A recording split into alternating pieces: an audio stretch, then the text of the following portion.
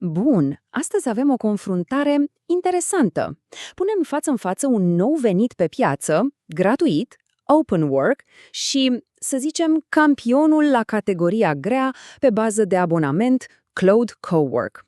Haideți să vedem care dintre ele chiar merită atenția.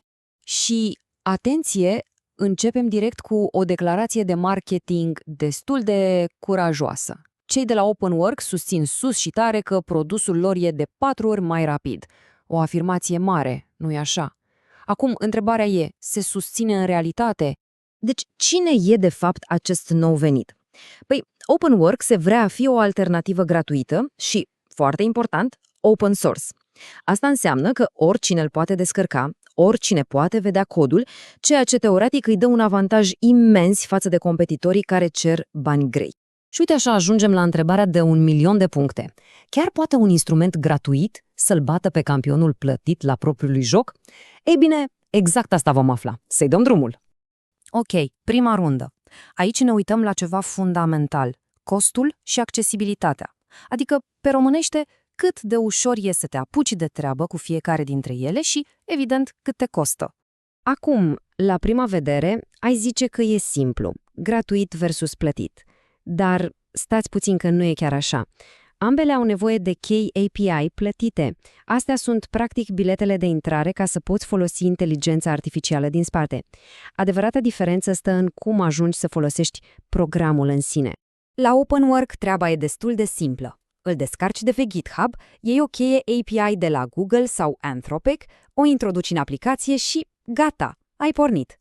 Faptul că e open source îl face super accesibil. Pe de altă parte, la Cloud Cowork, povestea e cu totul alta. Nu e de ajuns să ai o cheie API. Nu. Trebuie să scoți din buzunar bani pentru cel mai scump abonament al lor, cel numit Max. Și asta clar ridică o barieră destul de mare la intrare. Deci să tragem linie după prima rundă. Un mic detaliu. Ambele sunt deocamdată doar pentru Mac. Dar lăsând asta la o parte, OpenWork câștigă detașat aici. La capitolul cost și accesibilitate, victoria e clară, mai ales pentru cineva care nu are deja un abonament Max. Bun, acum că am lămurit partea cu banii, e timpul să trecem la ce ne interesează cel mai mult. Performanța. Adică testele adevărate. Punem ambele unelte la treabă cu 3 sarcini identice din viața de zi cu zi să vedem care e mai tare. Și începem cu ceva ce probabil a făcut oricine la un moment dat.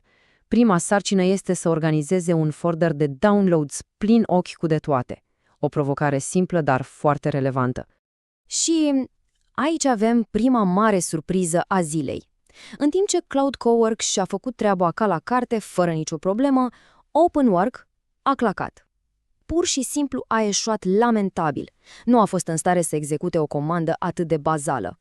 Un start de-a dreptul dezamăgitor pentru concurentul gratuit. Mergem mai departe, sarcina numărul 2, aici ridicăm ștacheta serios.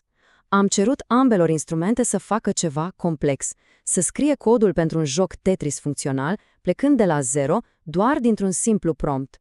Și ce să vezi, aici situația se schimbă la 180 de grade. De data asta, OpenWork a fost fulgerător. A construit jocul mult mai repede decât Cloud Cowork. Deci, iată, o victorie clară pentru OpenWork la capitolul viteză. Punct pentru el.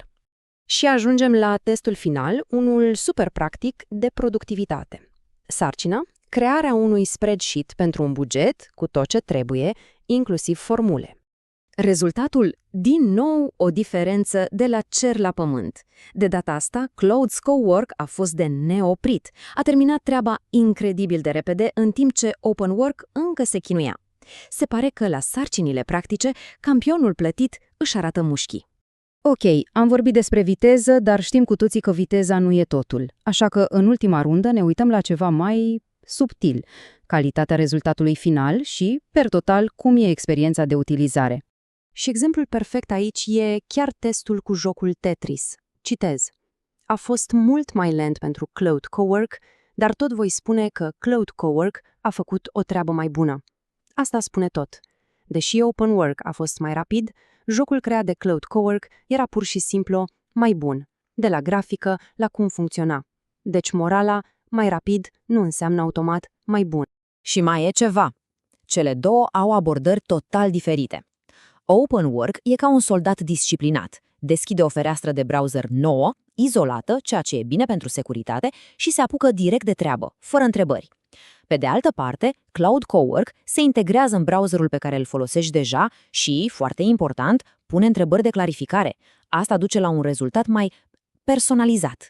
E practic un compromis între fă totul automat și hai să lucrăm împreună. Am analizat costul, am testat viteza, am evaluat calitatea. A sosit momentul să punem totul cap la cap și să dăm verdictul final în această confruntare. Mai țineți minte de unde am plecat?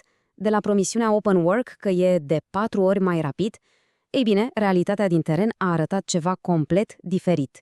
La sarcina cu spreadsheet-ul, de exemplu, Cloud Cowork a fost de aproape 10 ori mai rapid.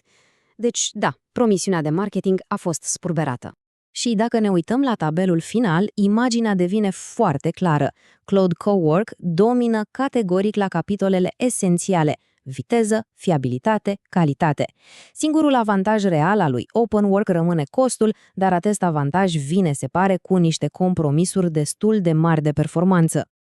Așadar, verdictul final este unul cu nuanțe. Cloud Cowork este, fără discuție, instrumentul superior. Dar asta nu înseamnă că Open Work e complet inutil. Este, așa cum s-a spus, o alternativă decentă. Nu e un înlocuitor, ci mai degrabă o opțiune pentru cei curioși care vor să experimenteze fără să plătească abonamentul acela scump max. Și asta ne lasă cu o întrebare finală, una la care merită să ne gândim. Analiza de azi ne arată foarte clar că gratuit are, de multe ori, un preț ascuns. Adevărata întrebare este: când anume merită să facem acest compromis? Când justifică economia de bani sacrificiul de calitate și fiabilitate? Răspunsul, probabil, depinde de fiecare în parte.